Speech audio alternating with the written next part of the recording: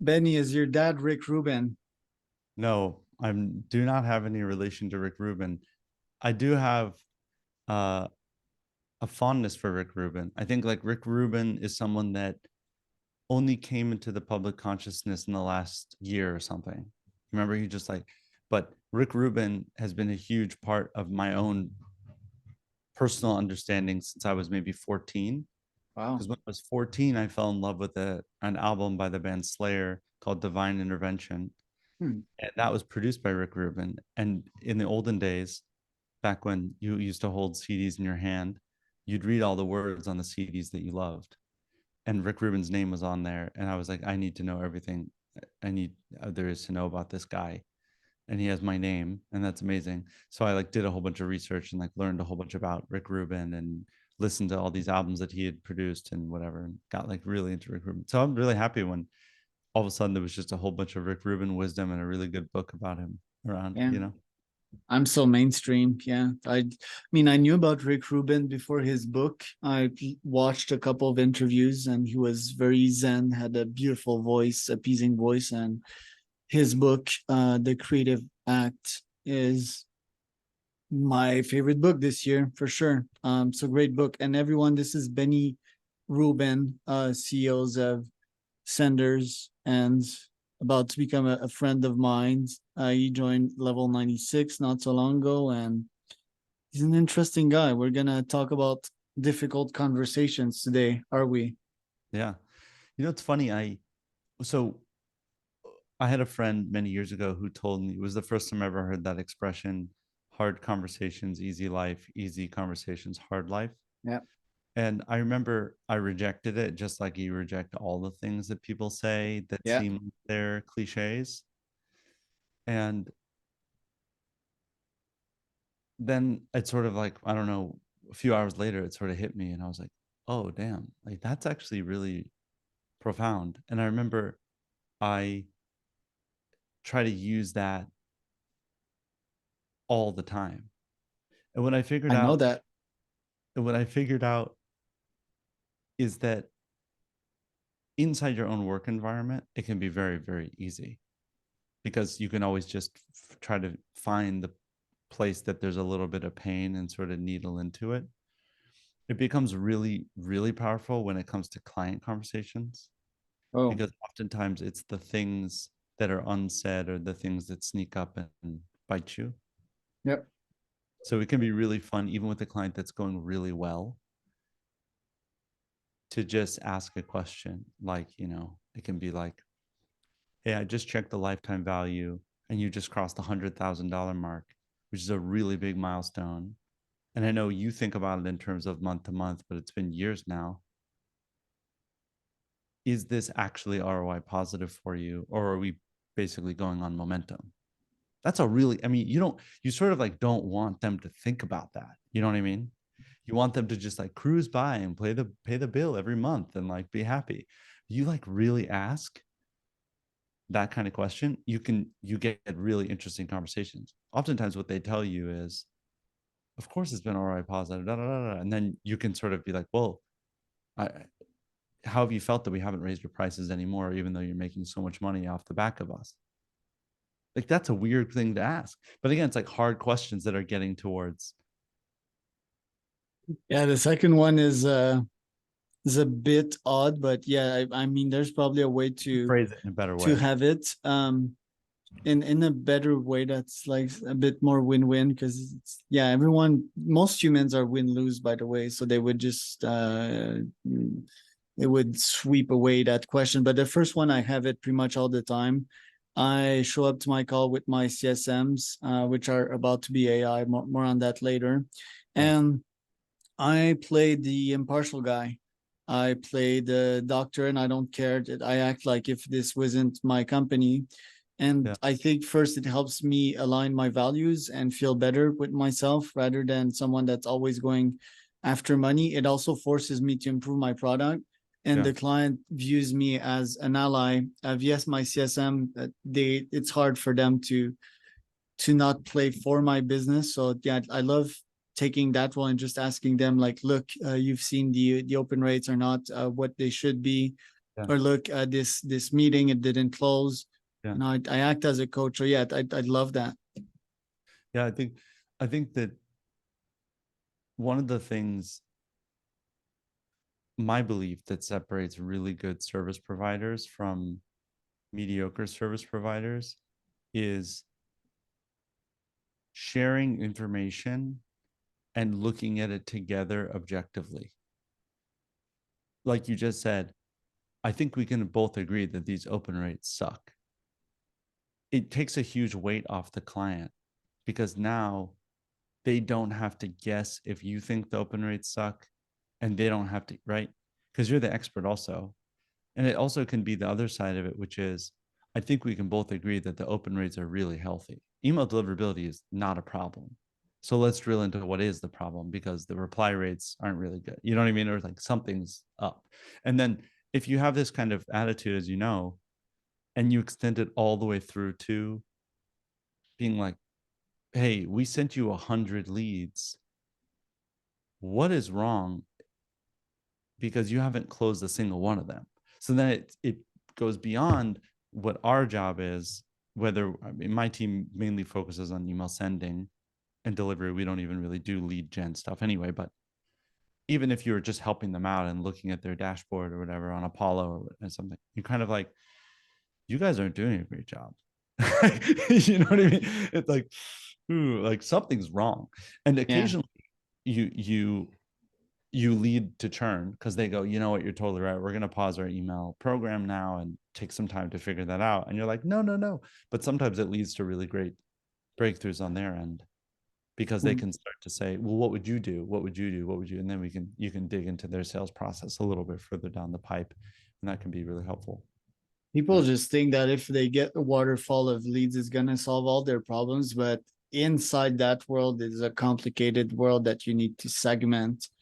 What's your first contact with that lead? What's your reply? How do you book a meeting? What happens after that meeting? Do you subscribe them to another sequence and so forth? They just think it's magic. And also, most people realize that they really suck at sales. They don't know how to communicate. They don't transit trust. Yeah. And it's such a hard process. I want to ask you though, for hard conversations, I've Yeah. told you about the debate calls with my employees and so forth. And I think, for us high performers, and even with my close ones, whether we're talking about my wife, my parents, friends, us, we can take a lot on our shoulders, right? Like, we're feedback machines. That's how we grow. That's how we evolve. We're like machines that have been perfected to take feedback. But people, most of the time, it can be quickly too much, and it can be overwhelmed for Sure. them to receive too much feedback or hard conversations. So how do you do that? So I've been very fortunate that my personal life is pretty calm, meaning I don't have, there's not like substance abuse issues in my family or like serious financial issues or something like that. Everyone's really happy and healthy and sort of focused on what they're doing, which is really nice. I think that what I do before even when I'm talking to my own brother or something, before I say something that's very pointed and sort of could come off as judgmental, I always ask, oh, do you actually want me to coach you on this? Did you actually want? Because even if they're almost always going to be like, yes, of course, but at least you slowed the momentum.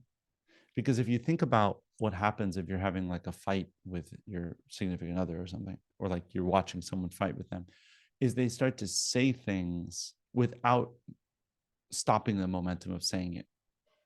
It's sort of like, if you read all the literature, it's like if you eat an apple, that blood sugar goes straight in. If you put peanut butter on it, it sort of slows it down in some meaningful way that it has a less of an impact, right? So you sort of put a stopper in front of what you're going to say. You slow the momentum in the conversation, give them a second to build up their own defenses, not in a bad way, their own buffer. And then you deliver the sort of insight or the hit, so to speak. I always found that if you have that level of self-awareness, that can be a really effective way to just say it and not have to worry about it. I think if you say it without the buffer, too sensitive people, oftentimes it it hurts their feelings. And if you hurt their feelings, it's hard for them to receive the feedback, you know? Like one thing I do with my friends all the time is, and my friends do it to me too. I find that a lot of people, maybe employees too, but I hear it a little bit less. They they tell they say things in a way that they're convincing themselves of something.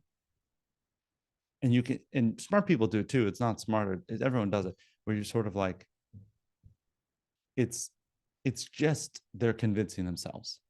They don't really believe it, or they believe it, and you know what I'm talking about? Yeah, I have a perfect example for that. So Yeah.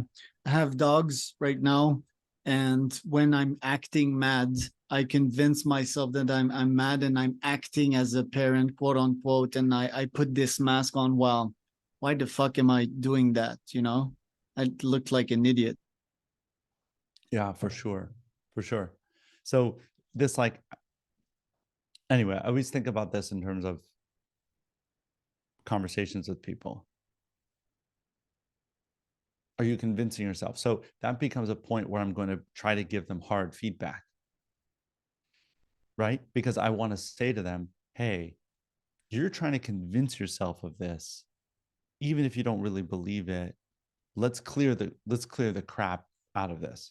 I'll give you another example. This weekend I went to a conference and I met a lot of really nice people. Sometimes you go to conferences and you walk away being like, wow, I have less faith in humanity now.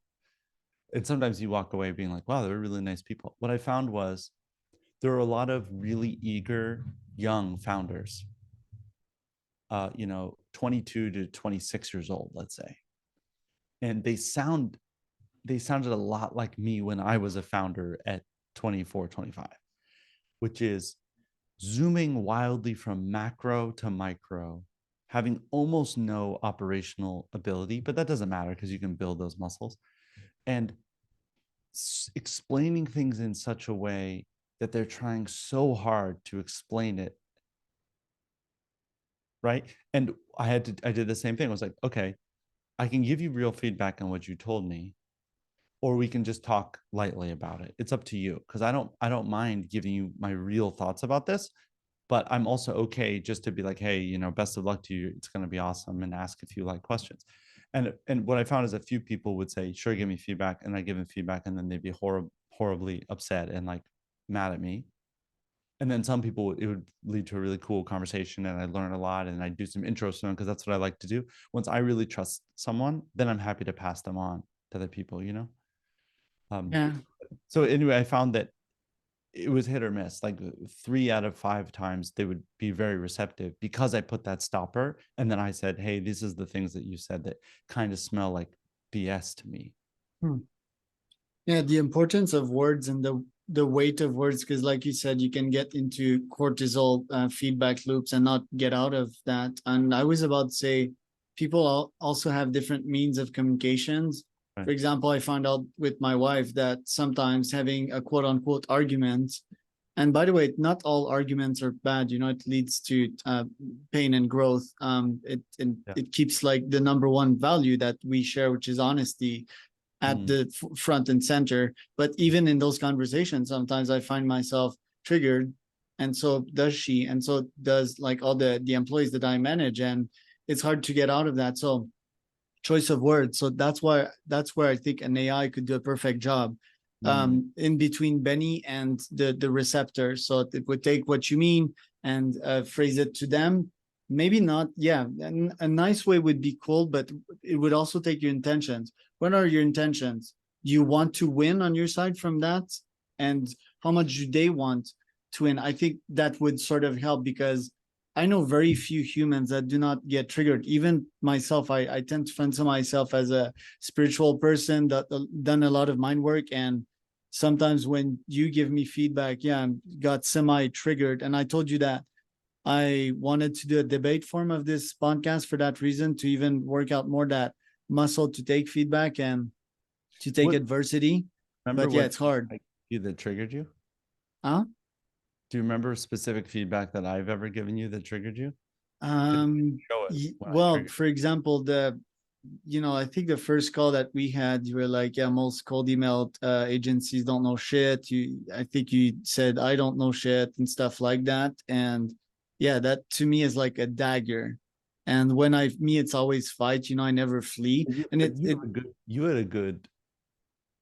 you said to me something. You said you're like Machiavellian, and I remember being like, no one's ever said that to me.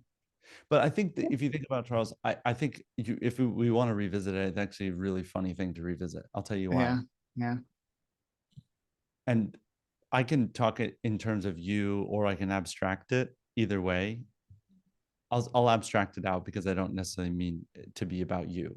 So I'll say in an abstract way, a lot of companies in this space see email deliverability as a lead gen topic to Yeah. get people into their service. So they're like, oh, I'll make content around email deliverability. And guys like me, this is all we care about. This is our entire world. We spent hundreds and hundreds and hundreds of hours fixing complex email sending and delivery problems for mainly venture-backed companies, and that's our thing. So when companies sort of slide into the space and they're like, the ultimate checklist for, and I look at these checklists and I'm just like, what planet did these come from? It seems a lot like someone that just sprained their knee and took 2 weeks off making blog posts about like how to fix your injured knee, with totally ignoring the fact that they're actually doctors that specialize in it. So that's like the way that I kind of got a little bit. And you're right, and why I like talking to you is that my whole life I've been like that. My whole life I've been like in your seat telling stuff to people and kind of daggering them without realizing it. And that's why I love having these conversations. Although my ego screams, fuck no, man. Like don't do that. My ego is scared. Keep in mind But that one of the things that I love, absolutely love about founders across the board is that founders always understand that they need experts in other things in order to make whatever they're trying to do happen. So I think there's sort of two ways that a person could take that kind of comment from me. One is, okay, you win, let's partner. And the other is, no, you're wrong. I'm going to push back and prove to you that you're wrong, or ignore you and do my own thing. And I think both are fine. Both are fine. I mean, fine in their own ways. I think what's really interesting to me, and this is very specific, and I won't name any names because I actually don't really want to deal with the ramifications of saying names. But there's a very, very large platform that's involved in our business. There's lots of them, lots of big software providers in our space that basically, even though I've introduced myself and been like, I can help you, I promise, like your clients need us, like we can help you, they basically ignored us. And that then, would be instantly. well, a lot of these guys, and then you're sort of like, well, why are you resisting the opportunity to do something together or help something? It doesn't make any sense. And I don't like create enemies or anything, but I think it's kind of interesting that you do see some, and there's going to be more content coming out of other people that are partnering with on things that it's a natural fit. And I'm sure you see it in all the other stuff you're working on, lead gen stuff All especially. the time. A lot of times people are like, oh no, I'm not going to pay you to do that, I can do it so much better. And you're like, I know for a fact that you can't, because I've seen what you're trying to do and it's not good. And you get this weird pushback, and it's like, okay, like, what do you mean you're going to build a podcast for me? I can email people and book them myself. And you're kind of like, yes, you could. It will take you, come back in 6 months and you'll maybe have moved 1 inch. They're just broke, basically. Oh, that happens too. Yeah. Well, but that also is qualification. I've been bragging about you recently Thanks for that, I guess. because since I did this a webinar a few weeks ago with Apollo, my calendar got flooded, and that's fine. I was really happy to meet with all these people and talk with all these people. It was really good, that webinar, by the way, for people that don't know Apollo and deliverability, Benny Rubin on Google. Yeah, you can find it on YouTube and Google. I really appreciate that. It was really fun to do and too dense for any human being to understand fully. But my calendar got flooded, and then people keep logging onto the call and be like, "Oh, you must be so popular now because the," and I'm like, "Yeah, but my friend Charles, it did 100 meetings." I'm slacking off on that soon. I'm not like deleting that experiment, but I'm definitely slacking off. Well, no one. Look, the internet isn't real, and so those people that make YouTube videos and TikTok posts that are like, "I ran for 365 days straight, and here's what happened." I hope that they didn't actually run for 365 days straight. I hope that they did take some really important rest days, and when they had to wake up at 4 a.m. to catch that flight, they didn't like try to get a run in at 3:30 or something. I honestly hope. But so you're going for 100. If you do 98 or 102, or you take a week and you do 0, like, I think all that's fair game. So I'm not judging you for not hitting your 100. But anyway, the reason why I was bragging about you is that it actually is really good to acknowledge extremely high performers, because it puts what I'm doing in context. So if I'm doing 30 meetings a week, and that's a lot for me, it is a lot for me. And I have 2 salespeople on my team. So if we're both doing 30, that's amazing.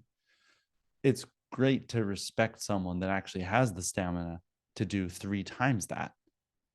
That's actually really remarkable, that even if you've done it for 1 or 2 weeks, just like I mean, I know everyone's going to be talking about it, and it's sort of neither here nor there, but I finished reading the Elon Musk biography already. It came out 3 or 4 days ago. I started. It's great. And it's great. Elon Musk is pathologically, he's basically the rocket, the engineering version of Gary Vaynerchuk, just without a team following around, because Elon doesn't need people making content about him. But that level of intensity, 12, 14, 16, 18 hours a day, goes to bed at 2 a.m., wakes up at 5 a.m. on the launch pad, like all this sort of wildness, whether it's good or bad is sort of separate.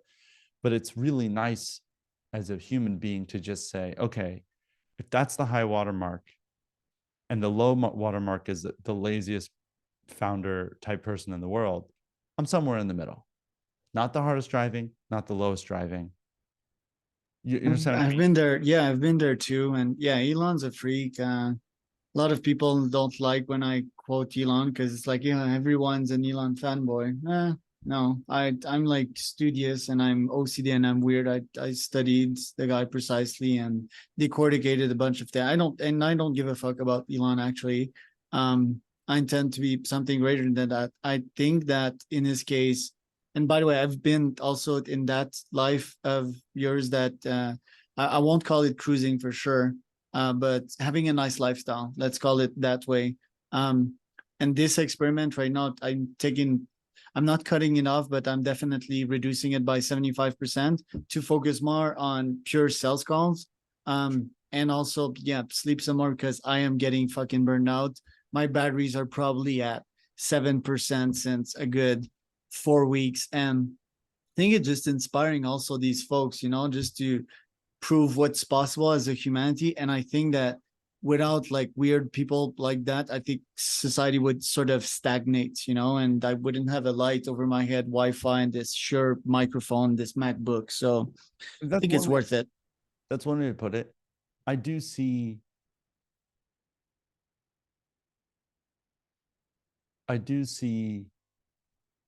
certainly Elon is better at dealing with people than you are, even though he's not good at dealing with people, because he Oh my God. knows how to extract fantastic things out of fantastic people.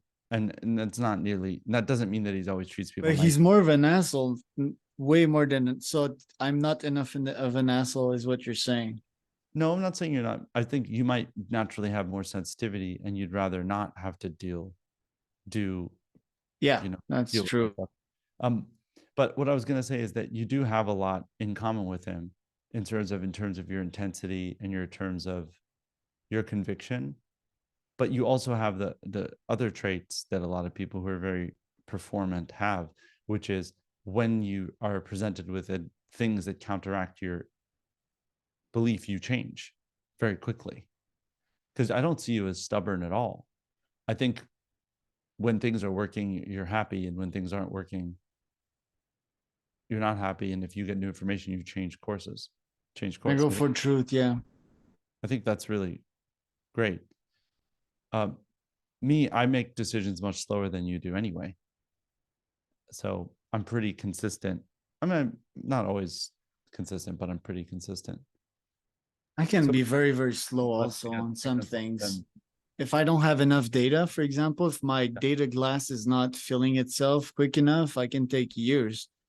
For example, the human experiment, fuck, man, it took me 1,000 humans and 6 years of my life. And I'm really disappointed in myself for that. yeah, But yeah, that's the past. And who knows, maybe I'm not done with that, but I'm about to let go of my very last human today, actually. that's wild, man. Yeah, it's very well. I this is neither here nor there, and I haven't thought about this deeply, but I often think about the questions that people want to be asked and how they respond to those questions. So, for example, imagine someone onboarded on day one, first day at the job, and they got an AI chatbot was chatting with them because it wasn't a human, right? It wasn't judging in that sense. And it said, how would you want to be treated if your coworkers didn't think that you were living up to their expectations in this role? Would you want to be fired? Would you want to be warned? How much warning would you like before? If you like really had an AI that drilled into these questions and understood their psychology and their feeling, how likely would you be to find a new job if you were let go tomorrow? How hard was it, right? Like if I'm not saying you could do this, but if you did this, you might find that a lot of people, and I have one more point to make after this. So you might find that a lot of people basically tell you these things. And you'll find that very high performing people already know these things. They know these things. When they're not living up to the potential, they're ready to quit. And then when they're asked about it, they know what to say. You're right. I feel like I'm not really nailing it with this job, right?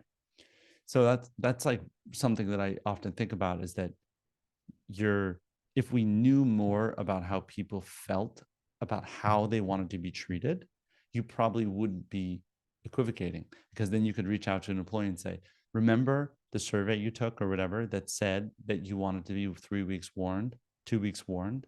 This is your warning. And they might be like, oh, wow. Okay. It's sort of like when you see people who have a no vote confidence in parliament or something. You know what I Yeah. mean? Yeah. I'm still there, by the way. What I fully agree with that. And yeah, When let's you save pull that that off, that another is something that I think about. yeah. And what's your last point on that? I believe you had a last point. Now I can't remember. I got so into my first point. Yeah. Because the counter to this, I mean, I'm a full believer in chatbots and their potential to help the a human team, that's for sure. But to me, it's just that 9 to 5 model is sort of skewed. Most humans are such win-lose creatures. If I'm employed, I want something from you. I want to minimize my energy expenditure and juice you Well, out of as much money as possible. I figured it out what the last point was. And this is a point that I'm totally stealing from my friend. Um, so it's not my original idea.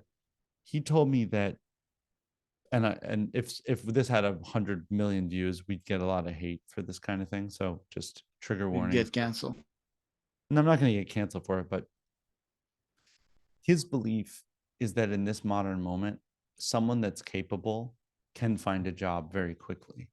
Yeah. And in the past, if you think about someone who worked in a factory town or an industry where there's only 5 companies, like aerospace or something, I mean, there's more than 5, but you know what I mean? Getting fired is a really, really serious thing. Yeah. Yeah. Yeah. What we have is all the stigma of firing people and being fired, which is then countered by the ability to find a new job very, very quickly. So in that moment, you almost feel like you're Boeing firing an engineer who's been with you for 15 years and knowing that there's no other plants near here, and they're going to have to go home to their family and say, Boeing let me go today, like it's some scene in a 1960s drama, right? That's the feeling inside the moment when you have to let someone go. That's horrible, terrible feeling. But it's possible that 30 seconds or 6 seconds after that, they DM their friend and goes, hey, I'm no longer working with Charles. I'm happy to join your company now. And problem solved. So like the band-aid gets ripped off. We have to go to bed that night feeling like crap and feeling horrible, but they can move on very happily and finally take a little, you know what I mean? So his supposition was that the firing has all the weight and gravitas of industrial era things, but the actual ramifications of being fired, if someone's capable, are very 21st century, not crazy complicated, not that dissimilar from being like kicked out of the club when there's another club next door that you can just go straight into and keep partying and dancing or something. Anyway, Yeah. that was his idea, which I thought was kind of interesting. Nah, not sure if I agree with the premise, because it really sucks to be fired and on a CV and just for the ego, you know, you're not enough. My problem, what I think it has been is that it's learned helplessness, because I heard for third world countries, and it's just like, yeah, that I'm never gonna get out of that, and possibly even so that would probably get me canceled. But the white man syndrome, you know, like the white man, he gives us a job and that's his purpose, you know, and we don't really care much about else, but that we're gonna work for him and we're just gonna do average. And yeah, I'm not sure what color had to do with it, thinking about it, just, you know, the boss syndrome, the I'm rich, you know, this Charles, he's rich, and whatever happened, he will pay me. That's where the color might have come in, you know, he's white, he's privileged and all of that. So I think that's the feeling, and whatever happens, however I perform, whatever results I produce or not, I need to get paid. I will get paid, you know. And me, even though I warned them, you know, and we have this entrepreneurial culture, and uh this is not how I think, this is not how things will go. I just keep getting it time after time. But that's for another pod, and ask Trevor from the mastermind how I suck at you know, SOPs and all of that. Yeah, I think that's a fundamental truth, you know. I'm just not good at this. I've tried to be good. I have been good, but I'm not not good at that. sustainably. I'm not especially good at that stuff either. That's something that I really need to work on. My company seems to function operationally pretty smoothly and well, but compared to, as we talked about a minute ago, you can get 100 meetings on your calendar and get through it. Maybe you might burn yourself out, but maybe 90 is doable for you. Me, I'm maxing out at 30 or 40, and then it's my head spinning. The same thing with, I have friends that are operationally, I mean, they're Usain Bolt, and compared to me at 3:30 when I wake up to have a piss, like the freaking operational abilities they have to commandeer people and get them marching in the right direction and feel really good about it and hitting great things. So I think we all have things to learn. Me, Right. I could probably build up some stamina and get better operations. And no, I will tell you one thing that I'm finding: it's really hard to think clearly and organize operations if you're in too many meetings, especially Right. if they're external meetings. Well, I think that's your strength, you know, it's critical thinking, it's planning and analyzing stuff and thinking in a different way, which most folks wouldn't. And also your disconnection from the whole thing, the bird's eye view, the ability to ask the right question and get to the bottom of things. I think that's also one of my core features. Where Hmm. can people find out more about you, Benny? The website of my company is senders.co. You can email me at benny@senders.co, and you can find me on LinkedIn if you want. Cool. I'm around. I'm around to Charles Cormier, founder at wisdompodcast.com.